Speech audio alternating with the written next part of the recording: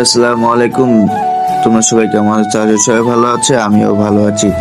আজকে সকাল সকাল ঘুম থেকে উঠে বের হয়ে গেছি গোপালপুর চর এলাকায়। ভোরে এই সময়টা সত্যি অসাধারণ।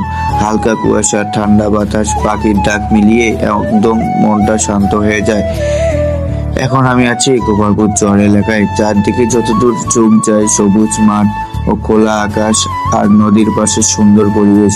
শহরের ব্যস্ততা আর শব্দ থেকে দূরে এখানে আসলেই মনে হয় যেন অন্য এক দুনিয়ায় চলে এসেছি। এখানকার মানুষগুলো খুবই সহজ ও সরল। সকালে অনেকেই মাঠে কাজ করতে যাচ্ছে, কেউ গরু নিয়ে বের হয়েছে, আবার কেউ নদীর দিকে যাচ্ছে। গ্রামের এই স্বাভাবিক জীবনটা আসলে সবচেয়ে সুন্দর। আপনারা যদি প্রকৃতি আর গ্রাম ভালোবাসেন তাহলে এই জায়গাটা অবশ্যই একদিন ঘুরে আসতে পারেন। ভিডিওটা শেষ পর্যন্ত দেখবেন, ভালো লাগলে লাইক দিবেন আর কমেন্ট করবেন। আল্লাহ হাফেজ।